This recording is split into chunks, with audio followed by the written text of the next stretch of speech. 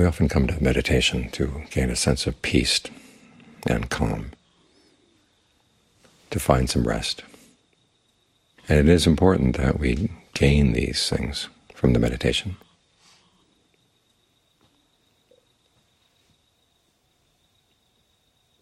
Learn how to breathe in a way that calms the body, and calms the mind. Think in ways that calm the body and calm the mind.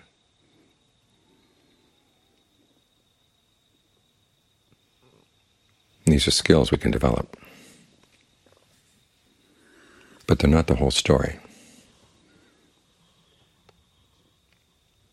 In spite of what you may have heard, we cannot relax our way to awakening, or to decide that we don't need to go anywhere, they can be perfectly happy right where we are. If you look at the analogies or the similes the Buddha gives for people who practice, or given by the Ajahns, you never find anybody relaxing their way to awakening, or just sitting back and saying, I'll be okay the way I am. They all have to do with people who are searching, people with skills, warriors, people who have a goal, and a big one. And they will do everything they can to find it, to gain it. The people searching, either they're searching to get away from suffering or to get towards something they find useful. As the Buddha said, this is where our searches begin, it is from suffering. We get mystified by pain. You can imagine being a little child with no knowledge of language, and so nobody can explain things to you, and you're encountering pain. You don't understand it. All you know is that you want to get out. As the Buddha said, the response is bewilderment and then a search for someone who might help get us past this pain. In the beginning, it's our parents. And we find that there are pains that our parents can't assuage. We go looking for other people. So we're always looking for something. As what I said, for most of us, life is a search. The only people for whom it's not a search are for people who are already awakened. Everybody else is looking for something. He said what you want is a noble search, one that finds a happiness that is reliable and harmless and will not change. That's the kind of search that's really worth it. And that requires that you develop skills and that you do battle with your unskillful tendencies. So it's good to think about where, as a meditator, you are similar to a person developing a skill and similar to a warrior. And it comes down to the qualities that are called factors for awakening. In both cases, you have to be mindful. In the case of the person developing skill, you have to remember the lessons you've learned and also remember what you've done in the past, so you compare with what you're doing right now. And they use a quality called analysis of qualities. We actually look at what you're doing and make comparisons.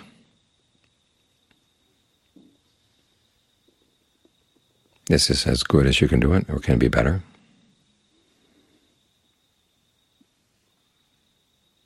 And if it's not as good as you can do it, what are you doing wrong? You look back at your own motions, say you're making an object. You look at the motions of your hands, the body.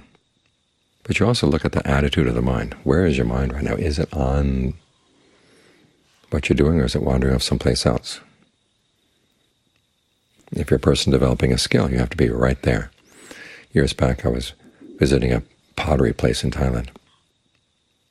I was watching a guy throwing a pot on a wheel.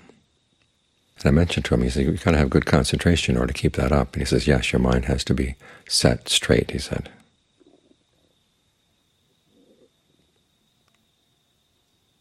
In other words, you've got to be right there. And you have to be able to notice it when it's moved off and figure out what you need to do in order to bring it back. This is where analysis of qualities moves into persistence. You've got to keep at it, keep at it.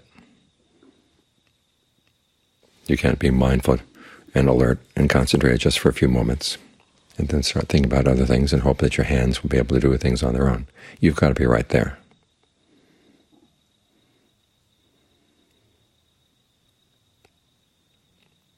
As the Buddha said, when you develop the quality of being really persistent and being skillful, a rapture not of the flesh. In other words, the happiness that comes when you've done something well. This is not the happiness of gaining a thing. It's the deeper happiness that comes from knowing you've mastered something.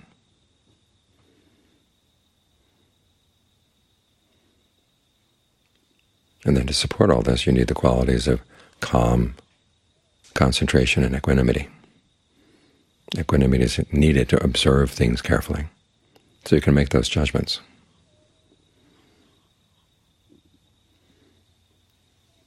And here we're observing the mind as we're trying to get it still. Because when we get still, you see things more clearly. It's not simply that we stop with the stillness. When you look at the list of the factors for awakening, they move from discernment and analysis of qualities on through concentration and equanimity. But it's not that they stop there. You have to take the equanimity and the concentration and you turn it around. Look at what you're doing. Where are you causing yourself unnecessary suffering? In the same way that a potter has to keep looking at what he's doing well, what he's not doing well. He has to have a certain equanimity about when things are working and when they're not. If you don't have equanimity, then when things are not working, you get upset. It gets in the way of solving the problem. And sometimes it gets in the way of even being willing to recognize the problem.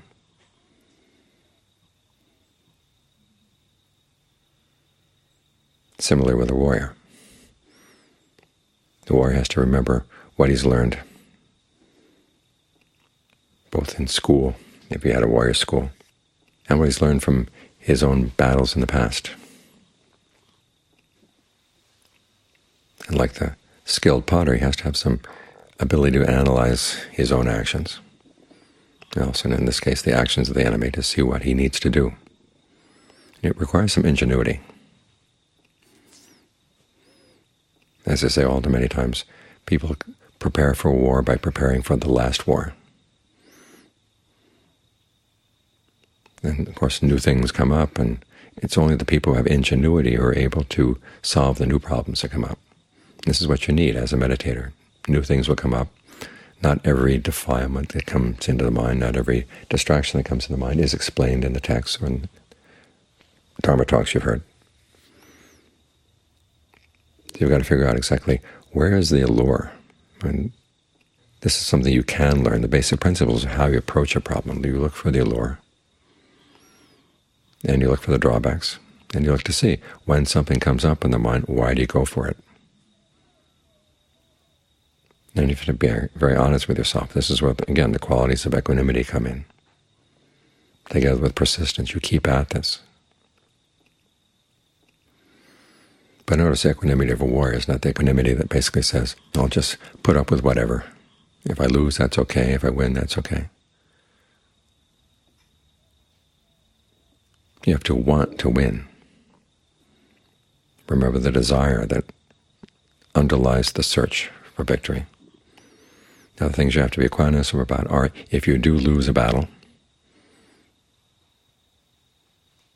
you can't let yourself get upset. Just prepare for the next battle. It's the equanimity that doesn't give up.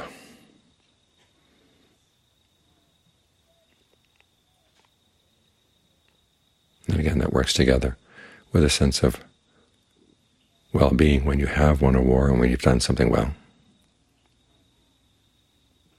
What in the factors for awakening would be called rapture, a word that also means refreshment. It's basically an energizing quality that comes when you've mastered a skill. And the ability to keep the mind calm in the midst of all the things that are coming at you. If you imagine what it's like to be in a battle. Arrows are flying, people are yelling all sorts of things at you. And in one of the images in the canon, the Buddha says you've got to be like an elephant. Horrifying sights, sounds, smells, tastes, tactile sensations are going to come in the course of the battle, but the elephant can't give up. Can't let himself be affected by that.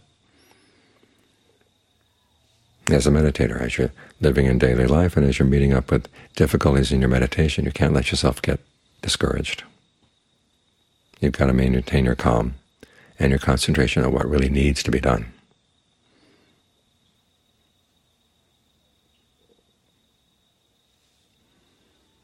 So when you think about these analogies, the skilled craftsman, the warrior, it helps you to understand what the Buddha is talking about when he talks about mindfulness and analysis of qualities of persistence, rapture, calm, concentration, and equanimity.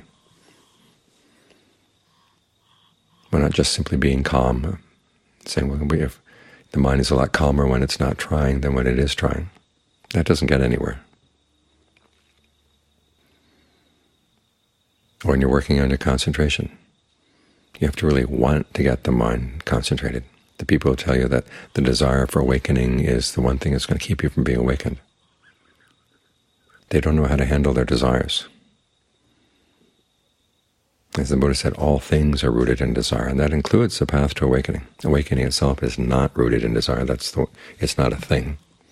It's not even a phenomenon, according to the Buddha. But the path is a phenomenon and has to be based on desire. And so you have to learn how to train your desires so that they inform your mindfulness, inform even your calm.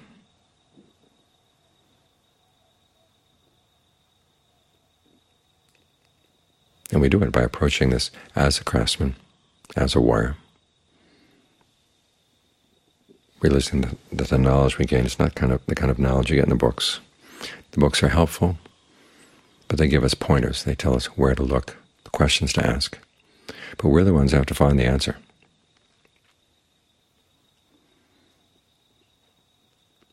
So that in the search for awakening, we really do find what we're looking for, something that is timeless, deathless, something that doesn't disappoint, and something that doesn't harm.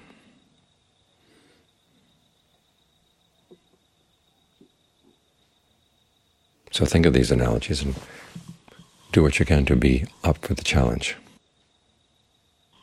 Because there's a lot of things in the mind that are not going to be willing just to go away nicely when you've decided that you want to find awakening.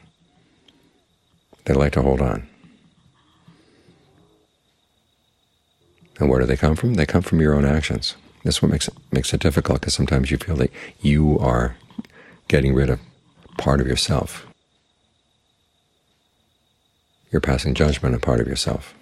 That's what the analysis of qualities is all about. You're passing judgment on your past actions and sometimes your present habits. But you have to pass judgment in a mature way.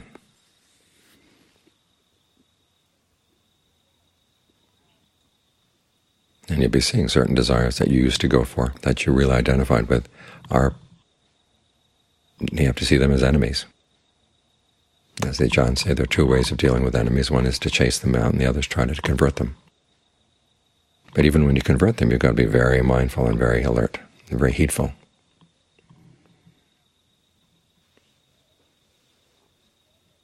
So it's not an easy task. It's a task that requires all your ingenuity in finding ways of giving yourself strength. And getting the mind still is one of those ways. In one of the Buddha's analogies, he talks about the practice as being like living in a frontier fortress. Mindfulness is the gatekeeper to make sure the wrong people don't come into the fortress. You've got the soldiers of right effort. And you've got concentration, which provides food for the soldiers and for the mindfulness. And that's the rapture and the calm. And the equanimity is there to help you see things clearly, not just to stay where you are, but to see clearly what needs to be done, what has to be accepted, what does not have to be accepted, so that you can defend the fortress.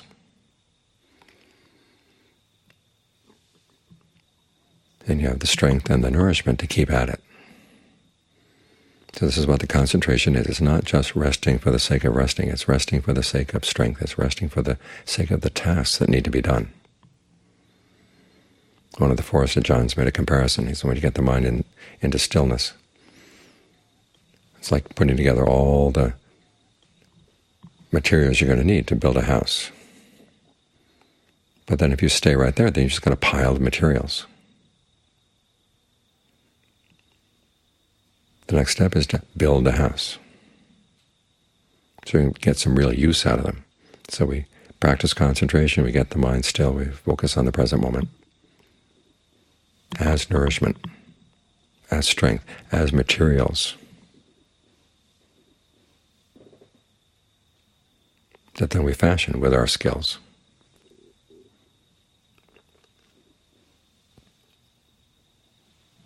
So we can find the object of our search.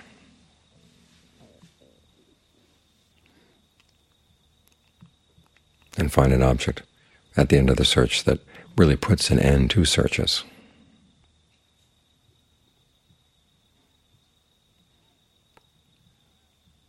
That's the point where the craftsman can put down his tools or her tools. The warrior can put down his weapons.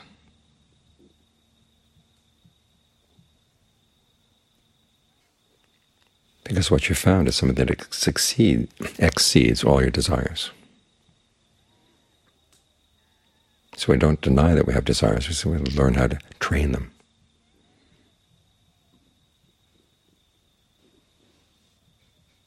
To be mindful and wise. And to approach our happiness as something that requires a skill to master.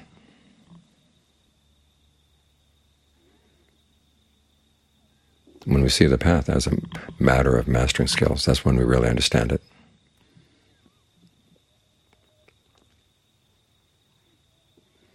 And we carry through, realizing that sometimes it will be a battle. That's when we make it our own.